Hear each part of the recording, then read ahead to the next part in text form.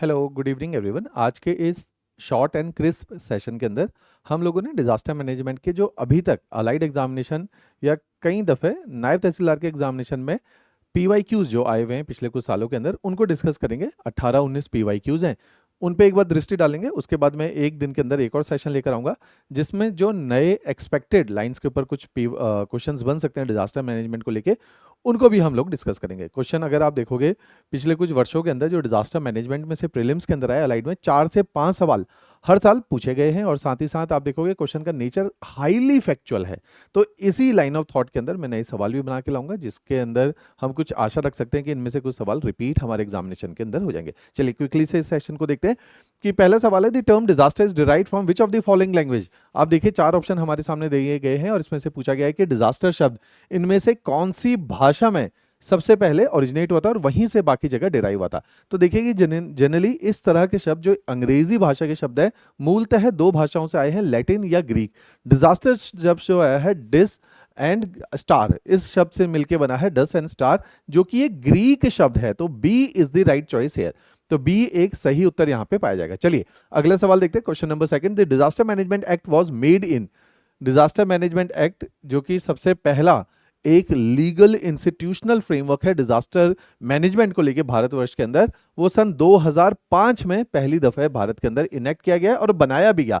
ना कि केवल बनाया गया, इसी साल में इसको इनेक्ट किया गया। इसी के लिए डिजास्टर मैनेजमेंट एक्ट 2005 की एक मैंने स्नाइपेट निकाला है जिसमें लिखा है एनडीएमए, डिजास्टर मैनेजमेंट अथॉरिटी के बारे में लिखा है। डिजास्टर मैनेजमेंट एक्ट के अंदर जो कि कॉन्स्टिट्यूटेड थी 30 में 2005 में इसका गठन हुआ है और 2005 में ही ये डिजास्टर मैनेजमेंट एक्ट 23 दिसंबर को आया था। राइट, चलिए अगला सवाल देखते हैं। Question number 3, a place where an earthquake originate is called. जब हम लोग ज्योग्राफी पढ़ते हैं तो वहां पे अर्थक्वेक एक चैप्टर है जिसको डिटेल में पढ़ते हैं और उसी के अंदर मैंने आपको कई दफे भी बता रखा है कि अर्थक्वेक अगर हम देखेंगे धरती के अंदर कहीं पर भी रॉक्स की क्रम्बलिंग होती है, उस क्रम्बलिंग की वजह से या फ्रैक्चरिंग ऑफ द रॉक की वजह से, फोल्डिंग ऑफ द रॉक की वजह से एक ट्रेम्बल्स प्रोड्यूस होते हैं। जहां पे जिस पॉइंट पे ये ट्रेम्बल्स प्रोड्यूस होते हैं उसको बोला जाता है फोकस, या इसका एक और नाम है हाइपोसेंटर। ये नाम भी ध्यान रखना, हो सकता है सवाल रिपीट हो जाए और उस बार फोकस की जगह शब्द हाइपोसेंटर यूज किया गया हो। तो B is the right choice here, hypocentre. और यहां पे अर्थक्वेक पहली बार अकर होगा और ये अर्थक्वेक ट्रेवल करता हुआ धरती के सरफेस पे आ जाएगा और जिस पॉइंट पे सबसे पहले अर्थक्वेक स्ट्राइक करेगा उस पॉइंट का नाम होगा एपिसेंटर। तो epicentre is perpendicularly above the hypocentre, जहां पे सबसे पहले अर्थक्वेक स्ट्राइक करेगा और यहां पे अर्थक्वेक की तीव्रता, अर्थक्वेक का मैग्नीट्यूड सबसे अधिक पाया जाएगा। इस चीज का याद रखना, अगर क्वेश्चन प्रीलिम्स में आ जाता है कि मैग्नीट्यूड अर्थ का सबसे ज्यादा कहां पे पाया जाता है तो इट विल बी एपिसेंटर। अगर magnitude over the earth surface बोला गया तो it is at the epicentre. तो ये कुछ शब्दावली है, इनको आपने ध्यान रखना है। तो अगर आप देखोगे एपिसेंटर यहां पे वो जगह बनाई गई है जो कि सरफेस के ऊपर है और फोकस जो कि जमीन के अंदर है जहां पे एग्जैक्टली अर्थक्वेक अकर होता है। तो अर्थक्वेक अकर होता है फोकस या हाइपोसेंटर के अंदर। इस बात को आपने याद रखना है, बेसिक सी चीजें हैं, आपने जनरली ये पढ़ा ही होता है। चलिए अगला सवाल देखते हैं। NIDM, national institute of disaster management, जो कि डिजास्टर मैनेजमेंट एक्ट सन 2005 के बाद जिसका गठन हुआ था, 2005 में एनडीएमए के अंदर कई डिजास्टर मैनेजमेंट एक्ट के अंदर कई सारी संस्थाओं का जन्म हुआ, जैसे national disaster response force, NDMA, NIDM, ये कुछ एक इंपॉर्टेंट संस्थाएं हैं जिनका जन्म होता है इस एक्ट के बाद। तो उसी में से national institute of disaster management तैयार हुआ जो कि हेडक्वार्टर है जिसका न्यू दिल्ली में। इसका काम है रिसर्च बेस्ड प्रोवाइड करना और साथ में पॉलिसी फ्रेमवर्क प्रोवाइड करना, ताकि लगातार डिजास्टर मैनेजमेंट, क्योंकि एक इवॉल्विंग टॉपिक है, इसकी पॉलिसी फ्रेमवर्क गाइडलाइंस को तैयार करने का काम national institute of disaster management को दिया गया है। राइट, चलिए अगला सवाल देखते हैं। जैसे लिखा गया national institute of disaster management under ministry of home affair, और ये न्यू दिल्ली के अंदर इसको गठन किया गया। चलिए, tsunami are the waves generated by underground landslides, earthquake, volcanic eruption, all of the above. Tsunami को हम क्या बोलते हैं?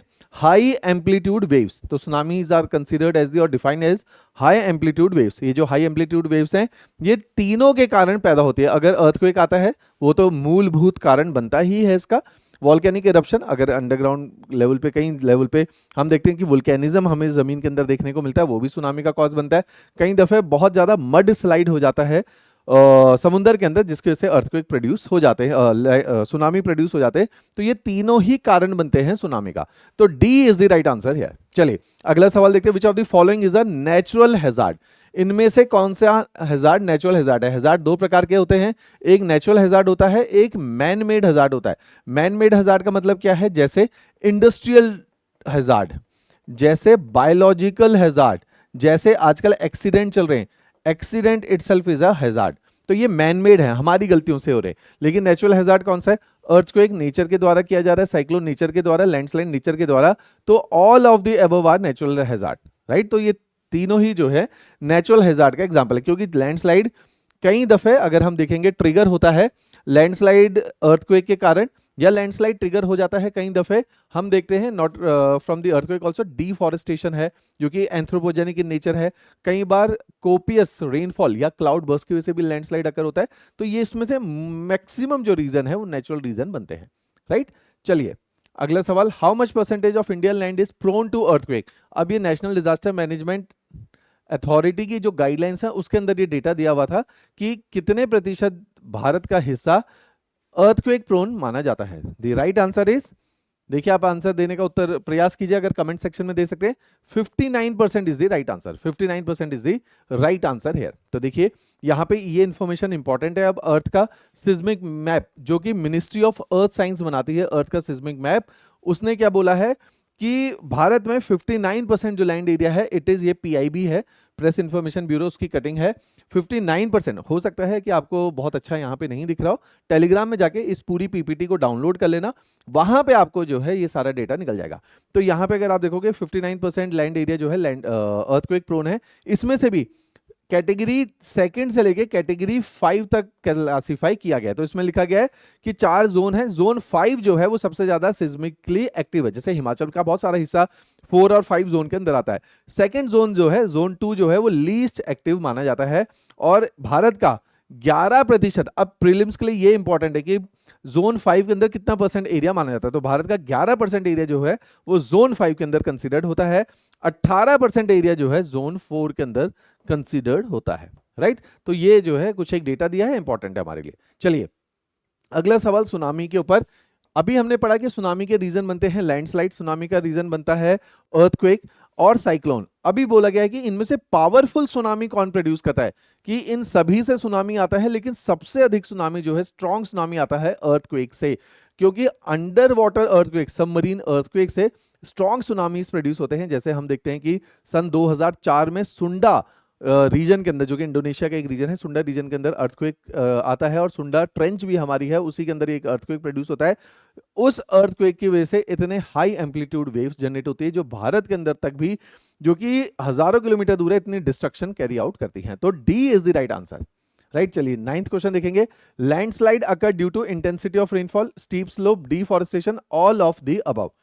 इनमें से जो लैंडस्लाइड है, भूस्खलन, किन कारणों से होता है? पहला, जैसे मैंने पहले भी बताया था, इंटेंसिटी ऑफ द रेनफॉल एक इंपॉर्टेंट फैक्टर बनता है।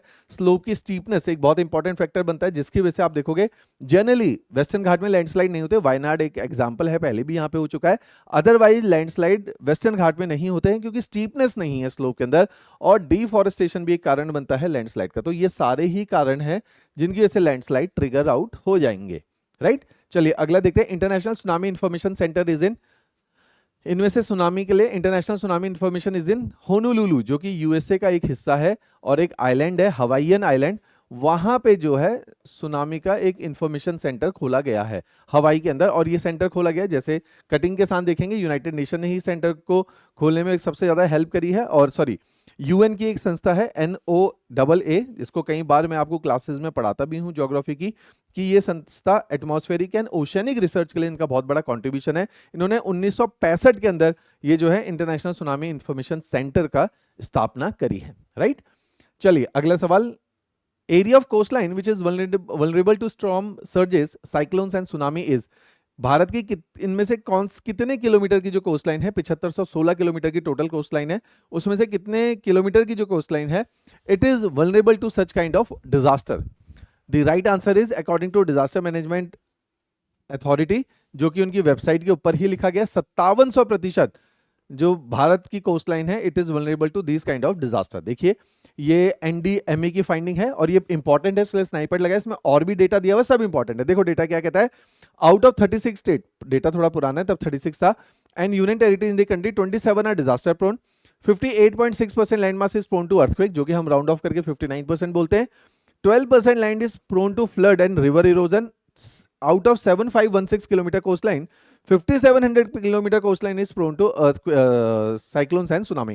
68% land area is vulnerable to drought. Hilly areas are at the risk of landslide and avalanches, that is 15% area is prone to landslide. तो ये सब डेटा इंपॉर्टेंट है कि landslide को area 15% है, ड्राउट को एरिया 62% है, तो इनमें से भी नए सवाल बन सकते हैं, इनको याद रखने, राइट। चलिए अगला सवाल, the chairman of the national management authority is national disaster, इसमें एक वर्ड मिसिंग है, national disaster management authority NDMA का जो है जो चेयरमैन है उसको बनाया गया है प्राइम मिनिस्टर।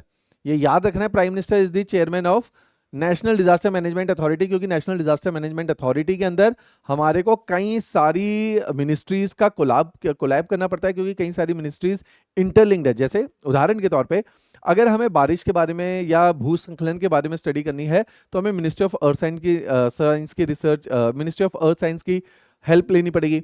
अगर हमें साइक्लोन की वार्निंग जारी करनी है तो हमें मिनिस्ट्री ऑफ तो हमें इसरो को रेफर करना पड़ेगा। तो ऐसी कई सारी संस्थाओं के इंटरमिंगलिंग से जो है ये सारा डिजास्टर मैनेजमेंट चलता है, इसलिए nodal agency is prime minister, क्योंकि वो सारी ही मिनिस्ट्री को देखता है, राइट। तो इसमें prime minister is the right answer. ऐसे ही इनकी वेबसाइट के ऊपर लिखा गया the NDMA headed by prime minister of India up to NDMA, right. चलिए the term cyclone is derived from, देखिए मैंने बताया था कि दो भाषाएं हैं जहां से सारे इस तरह की शब्दावली को पिक किया गया है।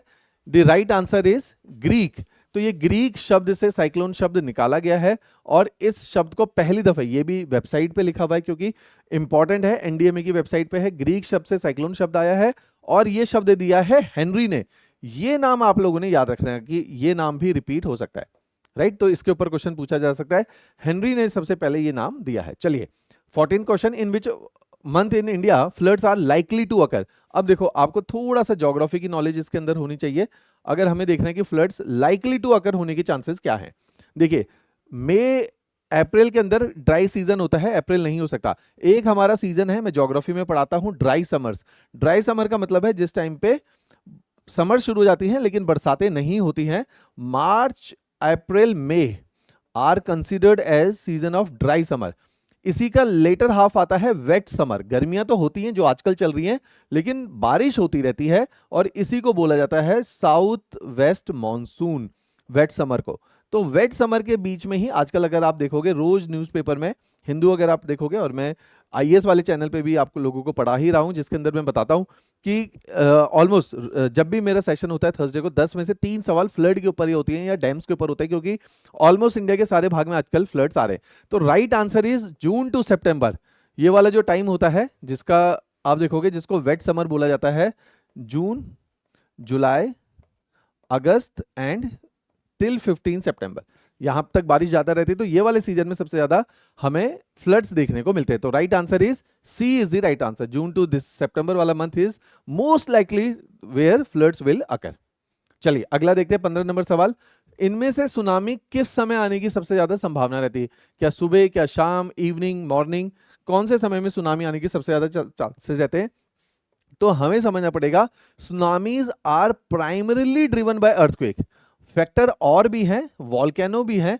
अब ये ऐसे फैक्टर हैं कि जिनका कोई समय नहीं है आने का, तो tsunami can come occur any time, B it night, afternoon और डे।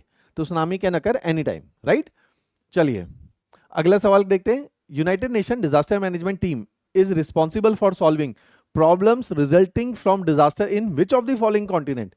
कि यूनाइटेड नेशन की संस्था जो डिजास्टर मैनेजमेंट है वो कौन से कॉन्टिनेंट के अंदर जो है डिजास्टर मैनेजमेंट के लिए रिस्पॉन्सिबल है? United nation para national body है जो कि पूरी दुनिया का ध्यान रखती है, इसलिए ये तीनों ही ऑप्शन बिल्कुल ठीक आएंगे। In all the continent this